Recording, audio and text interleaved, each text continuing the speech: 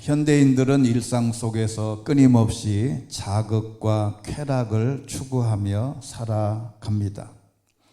이러한 현상을 설명하는 신조어가 생겼는데 그게 바로 도파민이라고 합니다. 이 도파민이라고 하는 단어는 우리가 잘 아는 도파민, 즉 즐거움과 보상을 느낄 때 분비되는 신경 전달 물질이랍니다. 여기에 파밍이라고 하는 단어를 붙여서 무엇인가를 수집하거나 찾아 헤매는 행위를 말한답니다.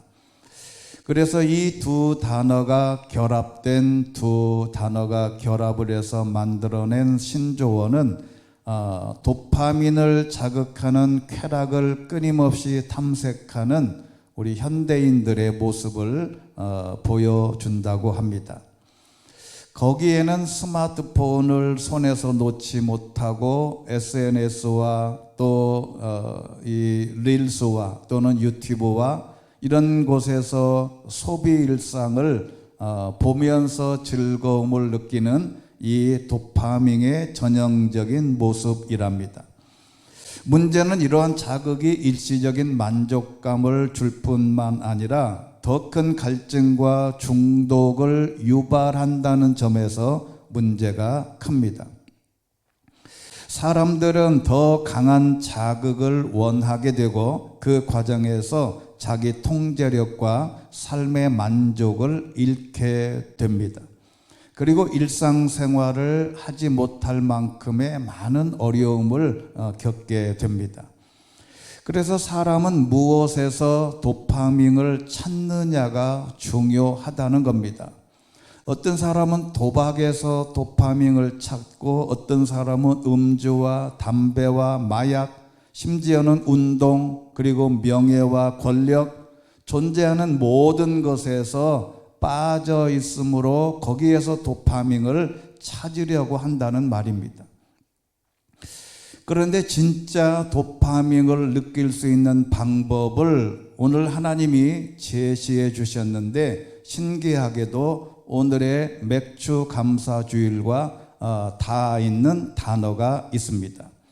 성경에서 도파민을 찾아야 된다는 것인데 그 용어가 바로 오늘 77절 오순절 맥주절을 상징하는 이 바로 낙헌제라고 하는 겁니다. 우리가 맥주절을 성경을 읽다 보면 헷갈릴 때가 있어요. 어떨 때는 77절, 어떤 때는 오순절, 어떨 때는 맥주절 이렇게 쭉 용어가 되어 있는데 이 단어들은 같은 단어입니다. 이 맥주절은 이스라엘 백성이 3대 축제 중에 하나인데 바로 밀수확이 끝날 때를 기념해서 드리는 즉 봄 작물의 수확 감사제로 드렸던 절기 중에 하나입니다. 이 맥주절을 또 다른 말로 낙헌제다 이렇게 붙여져 있는데 이 낙헌제는 한문으로 즐거울 낙 그리고 자원할 또는 바칠 헌 그리고 제사할 때 제자를 써서 낙헌제다 이렇게 명명했습니다.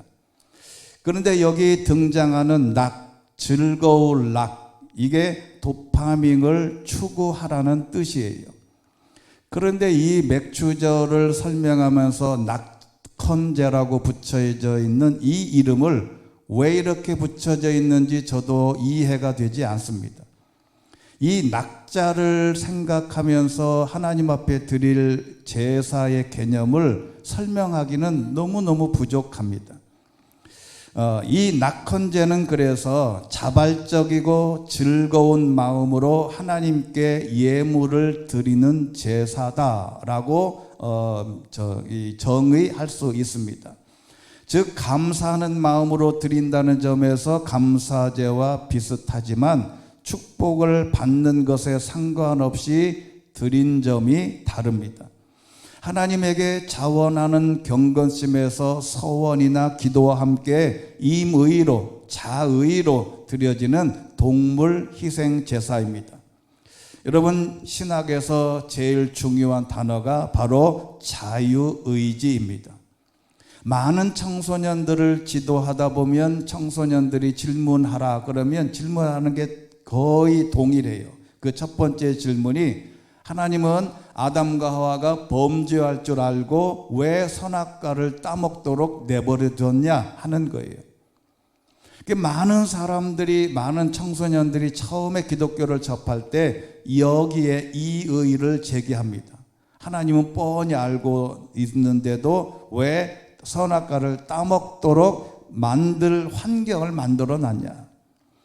그런데 우리가 이 자유의지가 중요한 이유는 하나님이 인간을 창조할 때 로봇으로 창조한 게 아니라 선택과 집중과 포기를 할 수 있도록 그 자유의지를 주신 겁니다. 그래서 기독교에서 자유의지가 굉장히 중요한데, 외부의 강요나 예정 없이 인간이 도덕적, 영적 결정을 스스로 내릴 수 있는 능력, 이 능력을 하나님이 우리에게 주신 겁니다. 그래서 여호수아 24장 15절에 있는 말씀이 중요한데, 만약 너의 마음에 여호와를 섬기는 일이 내키지 않으면 그때는 너의 스스로 누구를 섬길 것인지, 너의 조상들이 강 건너에서 섬겼던 신들이든 지금 너희가 살고 있는 이 땅의 아모리 사람의 신들이든 오늘날 선택해라. 나와 내 집은 여호와를 섬길 것이다. 여호수아가 선언한 내용인데, 여기 바로 오늘 선택하라, 이게 자유의지와 관계되어 있는 큰 뜻입니다. 그래서 오늘 본문에도 이렇게 표현하는 겁니다. 신명기 16장 9절 말씀, 7주를 세는데 너희가 곡식에 낫을 대는 그날부터 7주를 세라. 그래서 77에 49, 77절이 되는 겁니다. 자, 10절에 있는 말씀을 같이 한번 읽어보겠습니다. 시작. 그리고 너희 하나님 여호와께서 너희에게 주신 그 복의 양대로 낙헌제를 드려 너희 하나님 여호와 앞에서 77절을 지키라. 아멘. 여기 그 복의 양대로, 하나님이 나에게 주신 복의 분량대로, 이 하나님이 나에게 주신 복의 분량을 누가 설정하고 누가 결정하고 누가 판단하냐? 그건 우리 자신이 하는 겁니다. 하나님이 엄청난 복을 주셨는데 내가 생각하기에 이것은 좀 모자라, 그러면 안 된다는 거죠. 그래서 이 복의 양대로 낙헌제, 즉 즐거운 마음으로 기꺼이 자원하여 드리는 제가 바로 낙헌제입니다. 내 마음에서 우러나는 대로. 자, 그러면 구체적으로 이 절기를 지키는 방법이 몇 가지가 있는데 그 순서대로 한번 살펴보겠습니다. 첫 번째는 이 맥추절에 대한 이 제사의 내용을 금전적으로 제가 먼저 환산을 해봤어요. 이게 레위기 23장에 있습니다. 계산하면 약 960만 원에서 1090만 원 정도 합니다. 즉 1000만 원 정도를 하는 거예요. 이 당시에 이 농부에게는 큰 부담이나 수확의 첫 열매로 하나님의 은혜를 신실하게 고백하기 위한 헌신입니다. 근데 여기에 우리가 깊이 생각해 볼 요소가 있는데, 이 당시에는 이런 제사의 예배가 1년에 몇 차례 없습니다. 우리는 주일마다 하나님 앞에 예배하고 헌금을 드리기 때문에 그래서 여기하고는 조금 상황이 달라요. 그런데 오늘날로 치면 연소득의 상당 부분을 하나님 앞에 첫 번째 열매의 감사제로 하나님 앞에 드리는 겁니다. 그리고 두 번째 가서 추수감사주일 때 같은 비슷하게 또 드릴 경우가 있습니다. 자, 그리고 두 번째는 이 맥추절에는 룻기서를 낭독합니다. 즉 예배 때에 룻기를 처음부터 마지막 장까지 제사장이 큰 소리로 읽어요. 왜 유대 전통에서 맥추절에 룻기를 읽느냐 하면 농사의 첫 열매의 의미가 있고, 이 헤세드라고 하는 인내, 사랑, 자비를 포함한 하나의 사건 스토리를 우리가 알지 않습니까? 룻이 이방 여인이었으나 가서 두 아들의 며느리가 다 죽고 혼자 남아서 고향으로 돌아와서 보아스라고 하는 다윗의 할아버지를 만나게 됩니다. 아무것도 가진 것 없고 의지할 것 없고 농사 지을 땅도 없고 아무것도 없는 상태에서 보아스를 만난 게 룻에게는 가장 큰 복이었어요.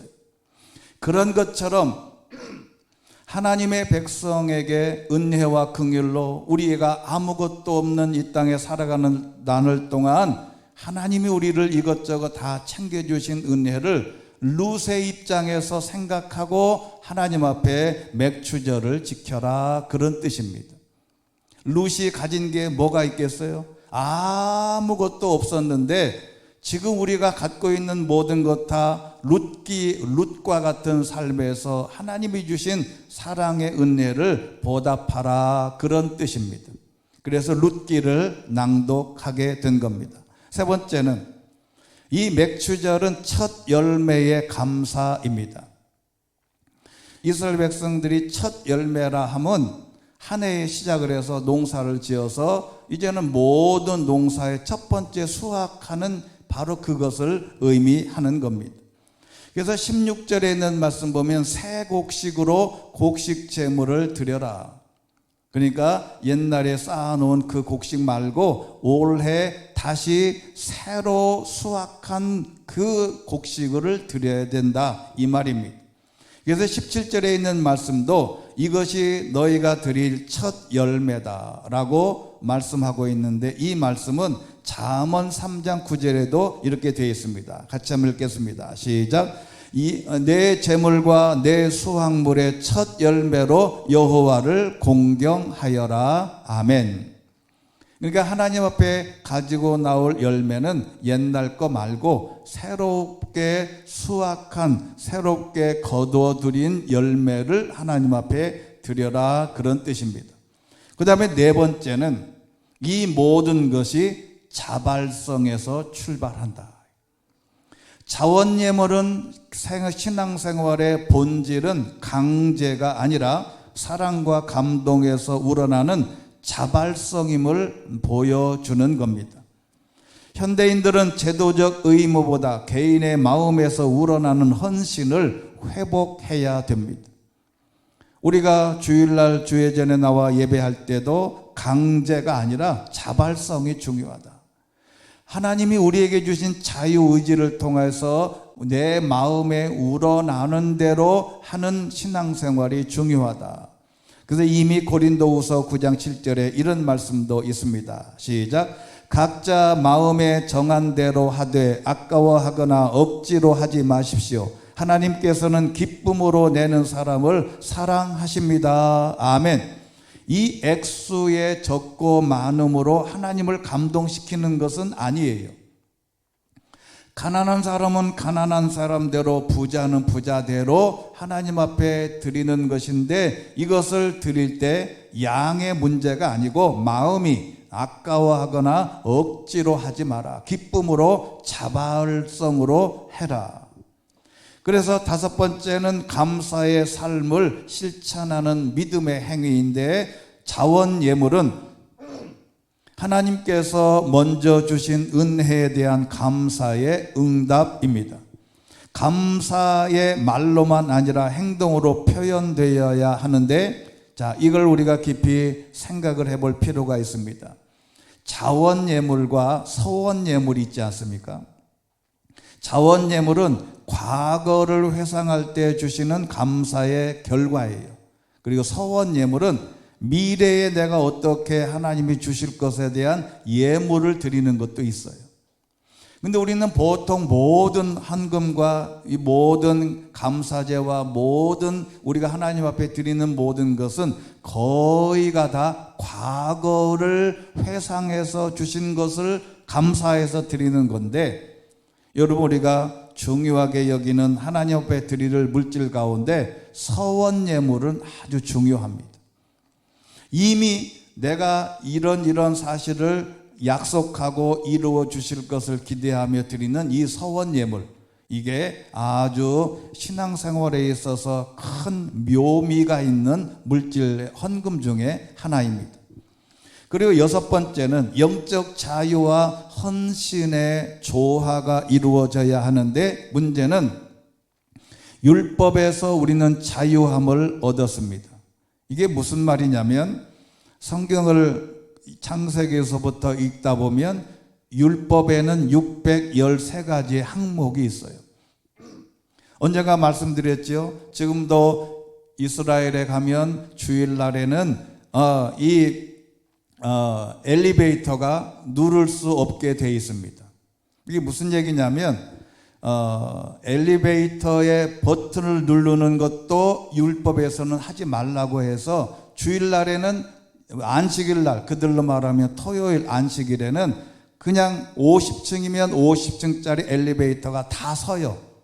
그냥 섭니다. 안 눌러도 그냥 서요. 50층 가려면 50층 갈 때마다 서서 기다려야 돼요. 얼마나 불편하겠어요. 차라리 걸어가는 게 낫지. 근데 왜 그러냐면, 이런 모든 율법을 아직도 지금 고신측에서는 주일날 아무것도 못 사게 합니다. 고신측의 예배당에 가면 우리 어린아이들은요, 주일날 아이스크림 하나도 못 사게 해요. 다 율법적인 거예요. 그런데 이 모든 율법에서 자유함을 얻었어요. 이제는 하나님의 은혜로 모든 것을 다 감당할 수 있는데, 그 자유를 가지고 사랑 안에서 자발적으로 하는 게 중요하다. 이게 갈라디아서 5장 13절 말씀에 있습니다. 시작. 형제들이여, 하나님은 여러분을 부르셔서 자유하게 하셨습니다. 여기요. 율법으로부터 자유하게 하셨어요. 그리고 그 다음에 시작. 그러나 그 자유를 육체의 만족을 위한 기회로 삼지 말고 도리어 사랑으로 서로 종노릇 하십시오. 아멘. 우리가 이 말씀이 아니어도 세상 논리도 똑같습니다. 우리가 자유롭게 어디를 가든 누구를 만나든 무엇을 하든 자유민주 국가에서는 우리의 마음대로 해요.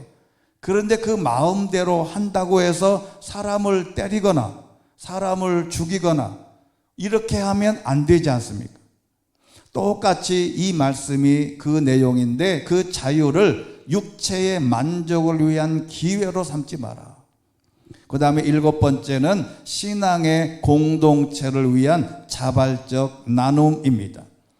여러분, 이 신앙 공동체라고 하는 것은 교회를 상징한다고 치면, 하나님의 교회를 위해서 하나님께 드리는 우리의 모든 물질과 우리의 헌신이 교회에 적용하는 겁니다.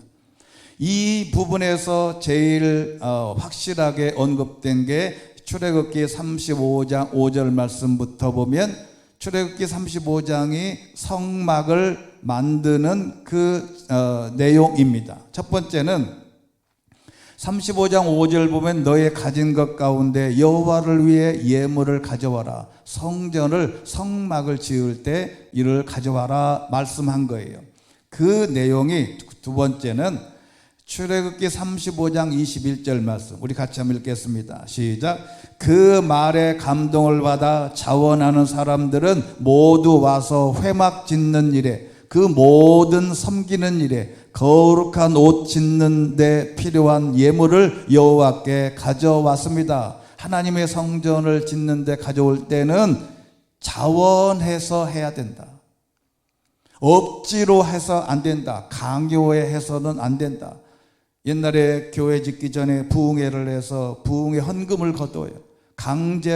강제성이 내포된 것 같습니다. 그렇게 해서 하나님이 그 성전을 받는 게 아니다. 출애굽기 35장 22절 말씀도 같이 있습니다. 시작. 자원하는 마음이 생긴 사람들은 남녀할 것 없이 다들 팔찌, 귀고리, 반지, 장신구 등 온갖 종류의 금 패물을 가져왔고, 모두가 그 금을 여호와께 요제로 흔들어 드렸습니다. 아멘. 여기에는 남녀할 것 없이. 여러분, 이게 굉장히 중요한 혁명적인 일입니다. 여자도 하나님 앞에 드릴 물질이 있다는 것은 지금 생각해도 아주 귀한 말씀이에요. 자원하는 마음이 생긴 사람들, 오늘날 교회나 선교, 구제사역 등 공동체에 필요한 모든 것에 대해서 자유롭고 기쁜 마음으로 동참하는 신앙을 뜻하는 것이지요. 자원예물은 단순한 구약의 제도적 제사 이상으로 하나님의 은혜에 감동된 자가 우리의 삶 전체를 하나님께 드리는 영적 예배로 확장되어야 된다는 뜻입니다. 자, 그래서 하나님은 자발적으로 기쁨으로 드리는 헌신을 기뻐하신다. 우리가 하나님 전에 예배에 나올 때도 기쁨으로 나오고 자발적 헌신이 중요합니다. 오늘의 그리스도인들은 율법적인 의무를 넘어선 자원적인 삶을 통해서 하나님의 영광을 드러내야 해야 된다는 겁니다. 자, 그러면 지금까지는 하나의 규칙이고 하나의 루틴으로 맥주절이나 하나님 앞에 제사를 드리는 형식이라면 다음과 같은 세 가지를 명심해야 합니다. 그래서 8번째로 함께 즐거워하라는 겁니다. 이게 아주 중요해요. 11절 말씀 같이 읽겠습니다. 시작. 또 너의 하나님 여호와 앞에서 그분이 당신의 이름을 둘 곳으로 선택하신 곳에서 기뻐하되 너와 내 아들 딸들과 내 남종들과 여종들과 내 성 안의 레위 사람들과 너의 가운데 사는 이방 사람들과 고아들과 과부들과 함께 즐거워하라. 아멘. 여기 당신의 이름을 둘 곳으로 선택하신 그곳, 즉 우리가 사는 내 삶의 터전, 거기에서 기뻐하라.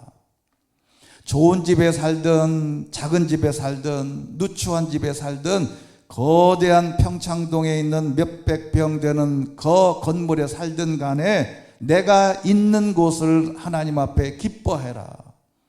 그리고 거기에서 기뻐하되 너만 기뻐하지 말고 내 주변에 있는 너와 함께하는 모든 사람들과 함께 기뻐하라. 이게 하나님의 명령입니다. 언젠가도 한번 말씀드린 적이 있는데 이 매서운 추위가 몰아치는 한겨울이었습니다. 이 뉴욕이라는 도시가 굉장히 춥습니다. 겨울에는 시카고 같은 때도 시카고보다 뉴욕이 조금 위니까 겨울에는 엄청 추워요. 시카고는 거의 겨울에는 말도 할 수 없이 춥습니다. 근데 뉴욕의 한 번화가의 한 신발 가게 앞에서 어떤 어린 아이가 맨발로 서서 신발을 구경하고 있더래요. 그런데 그 멋진 고급 승용차를 타고 가다가 한 여자가 차에서 내렸습니다. 이 여자의 마음이 그걸 광경을 보고 내린 거예요. 그래서 하도 궁금해서 어린아이한테 물었답니다. 너 왜 그렇게 신발 가게 유리창을 쳐다보고 있냐? 왜 쳐다보겠어요? 누추한 사람이 물건을 갖고 싶어 그랬겠지. 그랬더니 소년이 희한한 말을 합니다. 저는 하나님께 신발 한 켤레만 달라고 기도하고 있어요. 그런 거예요. 그러니까 저걸 갖고 싶어요 그러는 게 아니고 내가 이것을 하나님께 내가 한 켤레만 달라고 기도하고 있어요. 그렇게 대답을 하는. 그저 이 여자가 감동을 한 거예요. 그래서 그 여인이 내려서 그 아이를 데리고 가게 안으로 들어가서 양말 2켤레 그리고 신발을 사줬어요. 그리고 장갑을 끼고 무릎을 꿇고 소년의 얼굴, 발을 따뜻한 물로 다 씻겨주고 닦아준 다음에 양말을 신기고 신발 한 켤레를 사서 신겨주었습니다. 그랬더니 헤어질 때 이 여인이 그렇게 말을 했답니다. 내가 좀 더 편안해지고 행복했으면 좋겠다. 그랬더니 이 소년이 그 여자의 손을 잡고 눈물 흘리면서 이렇게 말했답니다. 아줌마는 하나님의 부인이신가요? 이 사람은 하나님에 대한 존재를 확실히 알고 있는데 이렇게 여자가 하나님이 아닌 여자가 와서 그걸 하니까 아줌마는 하나님의 부인이세요? 그런 거예요. 여러분 사도행전에 보면 이런 말씀이 있습니다. 20장 35절 보면 이처럼 내가 모든 일에 모범을 보였으니 여러분도 약한 사람들을 도우며 주는 것이 받는 것보다 복이 있다 하신 주 예수의 말씀을 기억해라. 주는 것과 받는 것은 하늘과 땅 차이입니다. 보통 사람들은 마음으로 거지 소년으로 살아가고 있습니다만은 그러나 사람들은 그래서 매일 받기만을 기대합니다. 이게 인간의 기본적인 마음이에요. 누군가가 나에게 잘 해주기를 바라는 마음이 다 있어요. 그런데 그렇게 받기만 하는 것에 초점을 맞춰져 있는데 받고 나서는 그것을 당연한 것으로 알고 은혜를 모른다는 겁니다. 성경은 그래서 이렇게 말합니다. 아주 부끄러운 말씀 중에 하나인데 히브리서 13장 16절 시작. 그리고 선행과 나눔을 소홀히 하지 마십시오. 하나님께서는 이런 제사를 기뻐하십니다. 아멘. 선행과 나눔을 하지 않고 하나님 앞에 예배한다고 하는 것은 눈 가리고 아웅하는 거다. 하나님 앞에 진짜 제사를 드리려면 나눔과 선행을 통하여 하나님을 먼저 기쁘시게 해야 된다는 거지요. 선을 행함과 나눠주는 것이 제사다라고 말할 수 있는 겁니다. 수천 번의 예배보다 단 한 번의 나눠줌이 진짜 예배라고 하는 겁니다. 그리고 9번째는 제사의 진정성을 말하는데 이게 아주 이사야 선지자가 우리에게 주시는 무서운 말씀 중에 하나 있습니다. 자, 오늘에 있는 말씀을 이사야서 1장 11절 말씀 보면 하나님이 여호와께서 말씀하신다. 그 많은 너희의 재물을 무엇하려고 내게로 가져오냐? 나는 수장의 번제와 살찐 짐승의 기름도 지겹다. 나는 황소와 어린 양과 염소의 피도 기쁘지 않다. 너희가 내 얼굴을 보려고 나올 때 누가 너희에게 이것을 달라고 요구하더냐? 내 뜰만 밟을 뿐이다. 내가 언제 너희에게 수장을 달라고 하더냐? 황소를 가져오라고 하더냐? 너희에게 내가 무엇을 요구한 적이 있냐?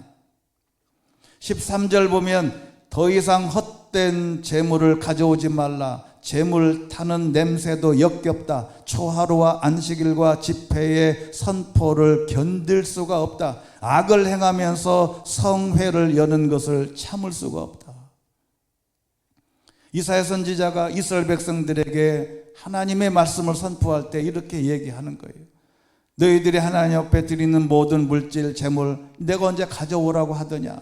나는 그거 관심이 없다. 14절에 있는 말씀, 너의 초하루와 정한 절기들, 그러니까 맥주절, 수장절, 모든 절기들, 나는 그것들이 싫다. 그것들이 내게는 짐만 될 뿐이다. 그것들을 짊어지기에 내가 지쳐버렸다.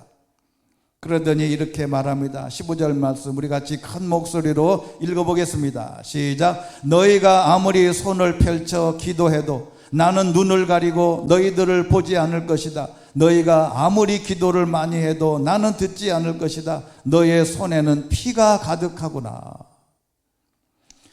우리가 하나님 앞에 아무리 손을 펴서 기도해도 아무리 기도를 많이 해도 나 그거 관심이 없다. 너 들을 하나님의 응답을 기대하지 말라. 너의 손에 피가 가득하다. 남을 해코지를 많이 했다. 그런 다음에 이런 제사를 요구합니다. 16절 말씀, 손을 씻고 스스로 깨끗하게 하라. 내 눈앞에서 너희의 악한 행실을 버려라. 악한 일을 그만두고 17절 말씀 시작. 좋은 일 하기를 배우라. 정의를 추구하고 압제하는 사람들을 바른 길로 인도하라. 고아를 위해 변호하고 과부를 위해 싸워줘라. 하나님 앞에 예물을 드리고 하나님 앞에 예배하기 전에 선한 행실로 좋은 일로 정의를 추구하고 손을 씻고 깨끗하게 하고 악한 행실을 버리면 이게 제사 하나님 앞에 드리는 물질보다 더 중요하다. 하나님 앞에 헌금 못하면 어떻습니까? 하나님은 그거 탓하지 않으세요. 우리에게 필요한 가장 좋은 하나님의 선물은 좋은 일입니다. 하나님 앞에 전혀 헌금을 하지 않고 물질을 못 드려도 하나님 앞에 악한 행실을 벌이는 게 가장 큰 하나님에게는 선물인 줄로 믿습니다. 그래서 사무엘상 15장 22절에도 이미 우리가 잘 알지요. 순종이 제사보다 낫고 귀 기울이는 것이 숫 양의 기름보다 낫다. 사울에게 선지자를 통해서 주신 말씀이에요. 시편 69편 30절 보면 내가 하나님의 이름을 찬송하고 감사하며 주께 영광을 돌리겠습니다. 31절에 있는 말씀 같이 한번 읽겠습니다. 시작. 여호와께서는 소 한 마리보다 뿔과 말굽 달린 황소 한 마리보다 이것을 더 기뻐하실 것입니다. 아멘. 하나님은 황소나 그 물질에 관심이 없다. 하나님은 더 중요하게 여기는 것이 있는데 그것 신경 써라 하는 겁니다.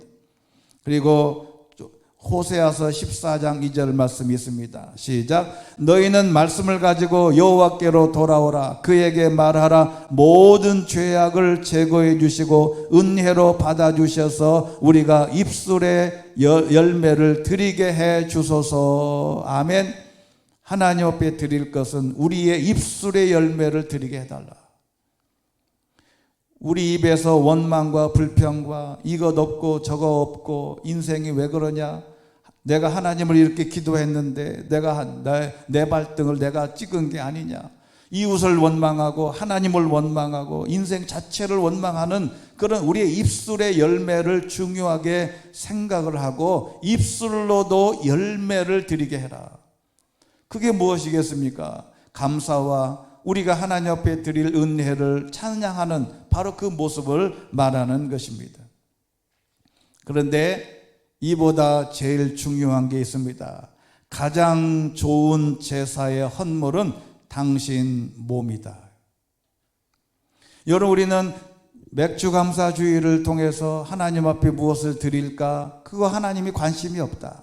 하나님 앞에 좋은 행실, 순종, 하나님 앞에 좋은 나눔과 헌신을 중요하게 여기는데 그것보다 또 중요한 게 있습니다. 가장 좋은 제사에 대한 헌물은 당신 몸이다. 내 몸이다. 로마서 12장 1절입니다. 시작. 그러므로 형제들아, 내가 하나님의 자비하심으로 여러분에게 권합니다. 여러분의 몸을 하나님께서 기뻐하시는 거룩한 산제물로 드리십시오. 이것이 여러분이 드릴 영적 예배입니다. 할렐루야. 여러분, 여러분의 몸을, 바디, 이 몸을 말하는 이 몸, 우리가 죽으면 썩어질 이 몸을 하나님 앞에 산제물로 드려라. 여러분, 산제물은 구약의 모든 동물을 하나님 앞에 드릴 때 살아있는 채로 하나님 앞에 드린 적이 한 번도 없어요. 일단 제물을 가져오면 이 동물을 죽여 목을 따서 피를 내. 그래서 모든 동물이 오면 다 죽어요. 그럼 어떤 사람이 그런 말을 해요. 하나님 앞에 드리는 게 왜 다 죽여서 그렇게 하냐, 이것도 동물 학대가 아니냐. 그런데 성경은 이렇게 말합니다. 그때는 네가 죽을 거를 동물이 대신 죽는 게, 이게 진짜 제사의 핵심이 있잖아요. 그러니까 양을 끌고 와서 제사장이 기도합니다. 양의 머리에 왼손을 얹고 사람에게 오른손을 얹고 기도합니다. 하나님, 이 죄가 이 사람에게서 이 양에게로 옮겨지게 하옵소서 하고 양을 죽여버리는 거예요. 그러니까 네가 죽을 게 양이 죽는 겁니다. 그런데 오늘 신약에 와서는 그렇게 하지 않고 네 몸이 산제물로 살아있는 채로 와서 하나님 앞에 드리는 게 진짜 예배의 좋은 헌물이다. 오늘 저와 여러분이 주의 전에 나와서 예배했다면 이미 하나님은 여러분의 몸을 받으신 줄로 믿습니다. 이거를 잊으면 안 돼요. 오늘도 내가 하나님 앞에 드릴 제물이 하나도 없어도 이미 나는 내 몸을 하나님 앞에 산 제물로 드린 겁니다. 그러니 어떻게 얼마나 하나님 앞에 드릴 물질의 양을 계산하지 말고 우리는 이미 하나님 앞에 드린 거예요. 여러분 요즘에 보면 손자 손녀들이 태어난 가정을 보면 여러분 손자가 이뻐요? 아들이 이뻐요? 거의 물어보면 다 아들 놈은 죽일 놈이고 다 손자가 이쁘다 그래요. 근데 여러분 그 손자가 여러분에게 뭘 주던가요? 그래서 어디 월급 받았다고 알바해서 했다고 꽃이라도 한 송이 사줘요? 사주는 건 다 내 주머니에서 나간 걸로 해주는 거지 걔들은 할 일이 없어요. 그러니까 얘들이 할아버지 할머니에게 기쁨을 주는 것은 딱 하나입니다. 존재 자체예요. 그냥 와서 할머니하고 뽀뽀해주고 짠하고 할머니가 최고 좋아 이런 말뿐이라고. 근데 왜 그 아이가 이쁘겠어요? 바로 똑같다는 겁니다. 여러분의 몸을 하나님 앞에 보여드려야 진짜 예배의 시작이다. 시골 목사님이 서울의 동생네 집에서 하루를 묵었답니다. 다음 날 아침 잠에서 깨어났더니 재수씨가 찬송을 부르는 거예요. 내 주를 가까이 하게 함은. 우리 재수씨가 신앙이 너무 좋아서 아침을 찬송가로 시작하나 보다. 너무 기분이 좋아. 그래서 목사님이 형님 목사님이 아침 밥상을 받고 보니까 너무 마음이 흐뭇해요. 그래서 재수 씨한테 칭찬을 했답니다. 재수 씨 얼마나 좋아요. 아침을 찬송가로 시작하니 이 집이 축복받은 집입니다. 너무 흐뭇하게 식사를 하려고 하는데 이 칭찬받은 재수 씨가 이렇게 말했답니다. 목사님, 제가 찬송을 부르는 이유는요 다름이 아니고요 1절을 부르면 달걀이 반숙이 되고요 2절까지 부르면 완숙이 되기 때문에 그걸 조절하려고요 호호호호 웃는 거예요. 내 주를 가까이 1절 하면 달걀을 딱 깨뜨리고 내 주를 가까이 하게 하면 이게 1절 끝나면 반숙이 돼서 얼른 꺼내면 돼. 그리고 이걸 완숙을 하려면 2절을 하면 2절까지 하고 나면 이게 완숙이 되는 거예요. 그러려고 찬송가를 불렀대요. 여러분 이러나 저러나 찬송 부르는 것은 똑같은 거예요. 어떻게 부르든 간에 하나님은 그 찬양을 받으시는 겁니다. 우리 몸을 악의 도구로 사용할 때가 얼마나 많아요. 그런데 몸을 악을 추구하도록 내버려 두지 않고 그게 자원하든 그렇지 않든 어떤 이유에서든지 하나님 앞에 찬양은 하나님이 받으신다는 겁니다. 여러분 요즘에는 예배당 가지 않고 방송이나 인터넷이나 유튜브에나 아침에 여러분 7시에 컴퓨터 인터넷을 열어보세요.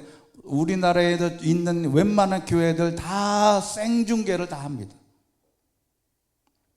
그렇게 아침에 일어나서 눈곱도 안 뗀 상태에서 핸드폰을 쳐다보고 그게 바로 예배라고 하는 사람들이 많아요. 그리고 헌금은 어떻게 하냐? 바로 인터넷 뱅킹으로 교회 구자번호가 이 생중계하는 그 자막으로 나와요. 헌금은 헌금할 계좌. 앉아가지고 예배 드리면서 인터넷 뱅킹으로 핸드폰으로 헌금 보내고 그리고 나서 졸리면 졸다가 여러분 그게 하나님의 제물, 하나님께 드리는 산제물을 상쇄하는 겁니다. 그래서 로마서 12장 1절 아까 말씀대로 여러분의 몸을 하나님께 기뻐하시는 거룩한 산제사로 드려라. 언젠가는 썩어질 내 몸, 살아있을 때 죽어서 하나님 앞에 드릴 이 몸은 아니잖아요. 내가 살아있을 때 그리고 여러분 이게 중요합니다. 살아있어서 내가 움직일 수 있는 이 건강을 유지하는 것도 큰 복 중에 하나이고 의무 중에 하나입니다.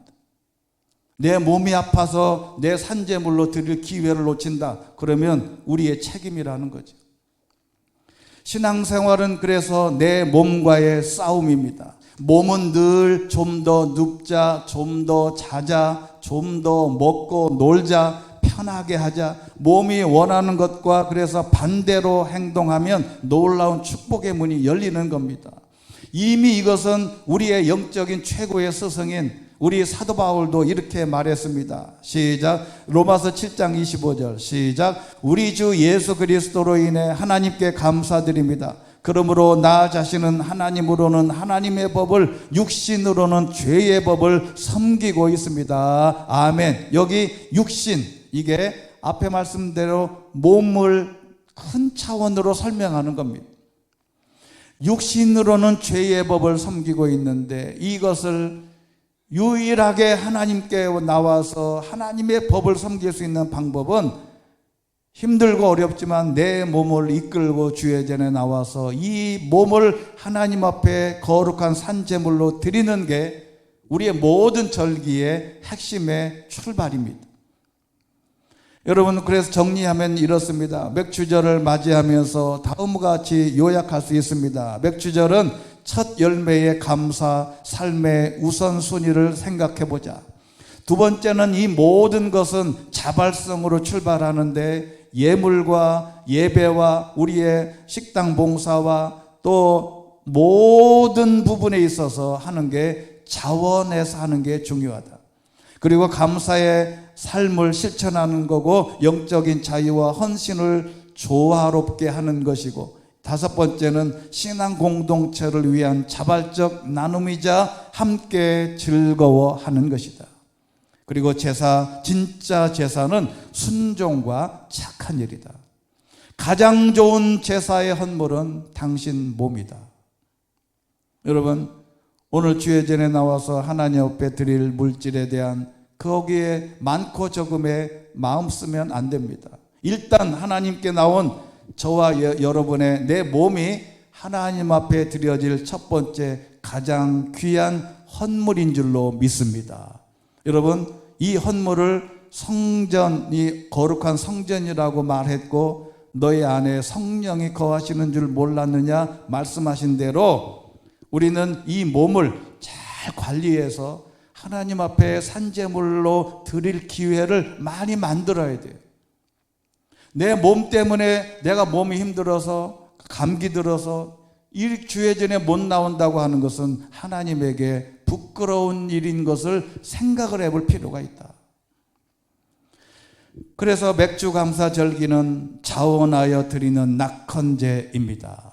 하나님 앞에 드리면서 기쁨을 우리 마음속에 도파민이 확확 솟아나게 되시기를 주의 이름으로 축원합니다. 그리고 모든 예배도 낙헌제여야 합니다.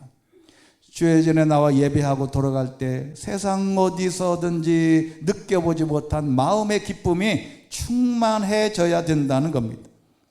그래서 낙헌제를 통하여 예배를 통하여 하나님께 드리는 모든 것을 통하여 도파민, 즉 가장 큰 즐거움을 갖게 되시기를 주의 이름으로 축원합니다. 은혜가 풍성하신 하나님 아버지, 올 2025년 맥주절을 맞이하여 하나님이 낙헌제로 드리라 명령하셨습니다. 즐거울라 기쁘고 하나님 앞에 드리는 모든 것들이 우리에게는 가장 기쁘고 세상에서 누려보지 못한 극단의 쾌락과 기쁨을 하나님 앞에 드림으로, 하나님 앞에 산제물로 드림으로 우리도 그 즐거움을 느끼고 하나님 앞에 영광을 돌릴 수 있도록 축복하여 주시옵소서. 예수 그리스도 이름으로 기도드리옵나이다. 아멘.